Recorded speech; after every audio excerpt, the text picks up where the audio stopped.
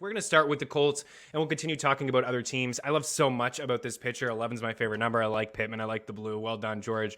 I think it looks oh so sharp. For the win total, you can get a bunch of different win totals here using our free prop shop over at ftnbets.com.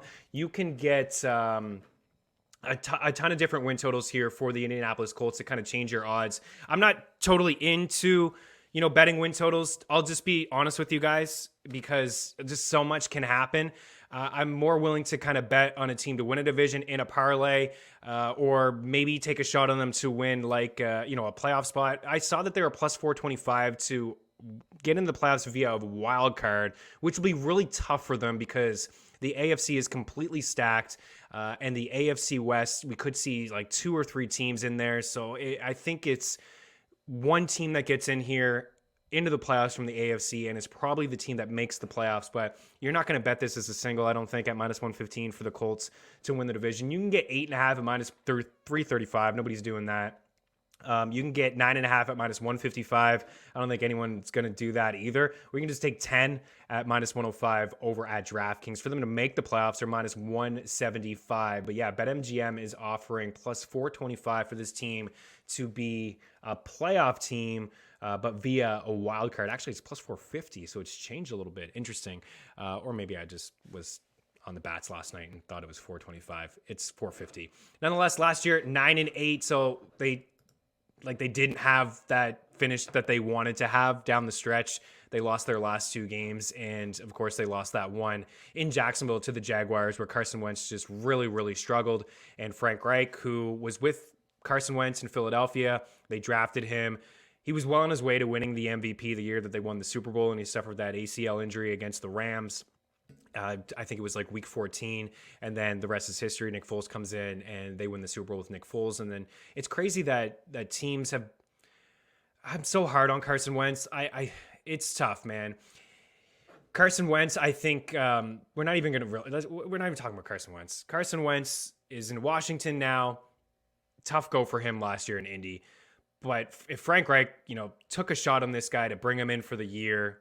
Clearly felt like he could fix him and that he had a rapport with him before and that they could make it work. It was just a 1-year thing, and it was just such a tough go towards the end. It's certainly an upgrade here at the quarterback position with Matt Ryan. Matt Ryan he's better than Carson Wentz.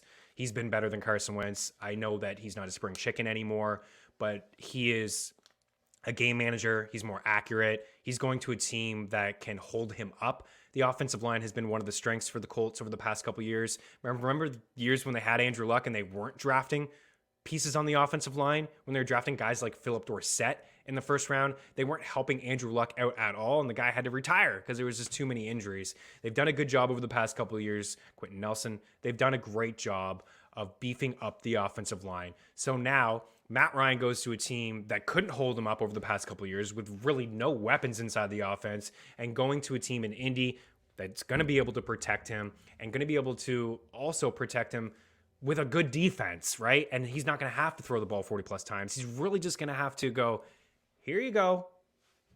Here you go. Jonathan Taylor, here you go. Here you go. That's it. Michael Pittman, fine. We'll throw to Michael Pittman. We'll hand it off to Jonathan Taylor. It's really all Carson Wentz had to do last year either, is not turn the ball over. Now, he didn't have a ton of picks, but he had them in key moments. Really key moments and bad moments here. But here's Indy overall. I got some offensive ranks before we get into some of their weapons. So according to Football Outsiders, 13th overall in offense DVOA, 20th in pass DVOA, 2nd in rush DVOA. Of course, they had Jonathan Taylor.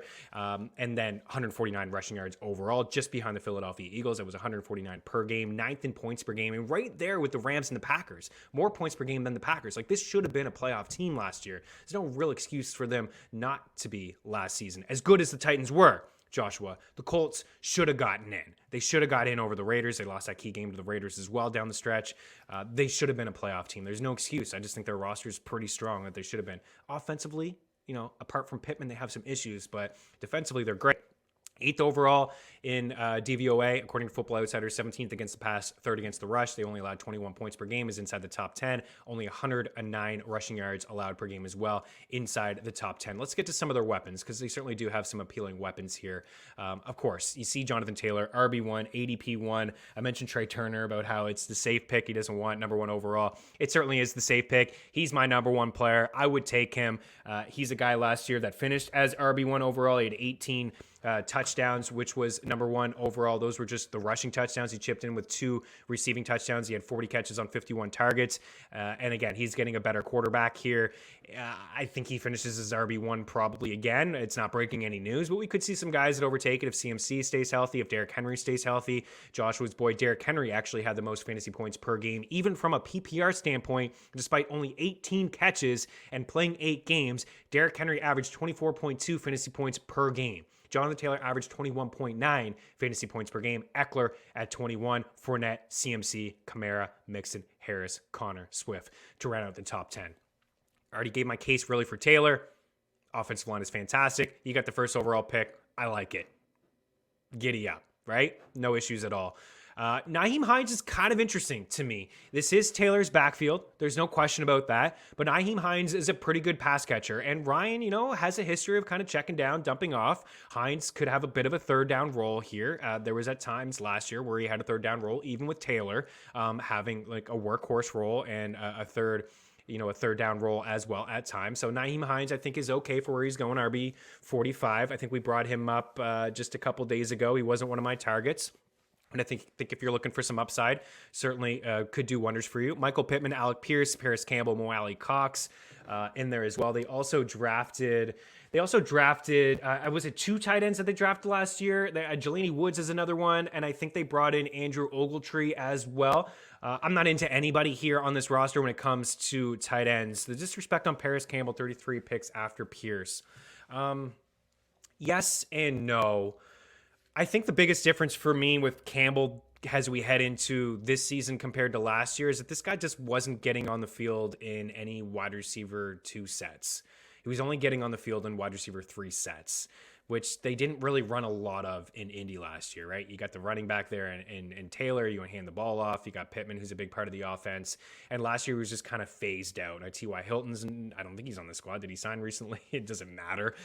T.Y. Hilton, when he was on the field last year, it was T.Y. Hilton. So the biggest thing I think for me, again, why I didn't like Campbell at all last year, and it was clearly Pittman for me. I remember there was some combos, this guy versus that guy. Parris Campbell has gotten in his own way over the past couple years with a lot of injuries. He hasn't been able to stay on the field, and they didn't really use him in areas that I wanted them to use him. Like I said, those 3 wide receiver sets or those 2 wide receiver sets. And this year, according to reports out of camp in Indy, that they are using him in that role because they have an opportunity. One, they probably want to really see what they have in this guy. T.Y. Hilton's done.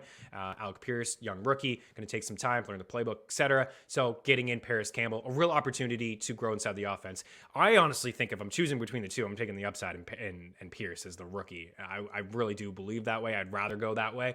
But there is room for somebody to step up in this offense and be the number 2. Even though it is going to be a run-first offense behind a really good offensive line and 2 good running backs, Matt Ryan is going to throw the ball to somebody else, not named Matt Pittman, Taylor, or Hines. There will be an opportunity for somebody in this offense to be the number 2. So there is value, Tyler, if you want to throw that up one more time for me, buddy.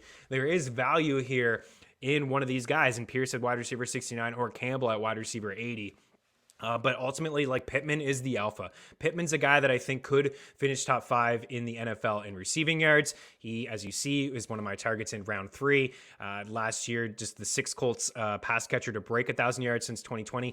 You could say he's in for a breakout season. I think he had it last year. 1,000 yards, 6 TDs, 31% of his team's air yards, 25% target share, 9.59 ADOT, red zone option, finishes wide receiver 17, 14 points in a PPR setting.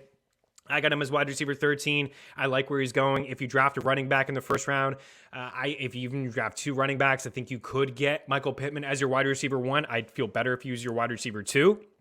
But you could get him as your wide receiver 1. And I think that'd be okay. I think that would be perfectly fine.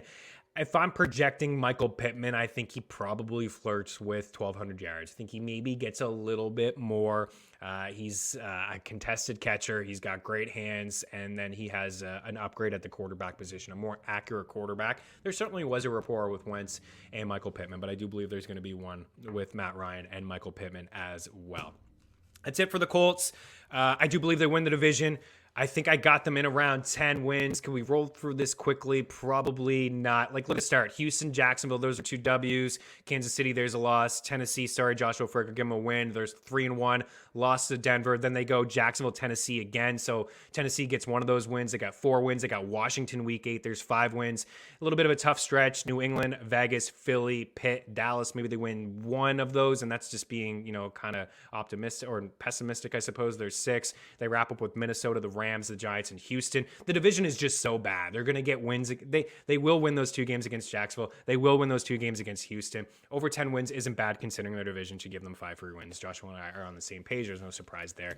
I would take the slight lean to the over, but I do believe that you can get them into a parlay, and we'll see the Colts win the division and play playoff football this season. Darius Leonard is a beast. He's a beast. He's a beast. He's a beast. I love DeForest Buckner as well. They got a lot of pieces defensively. It's a good team.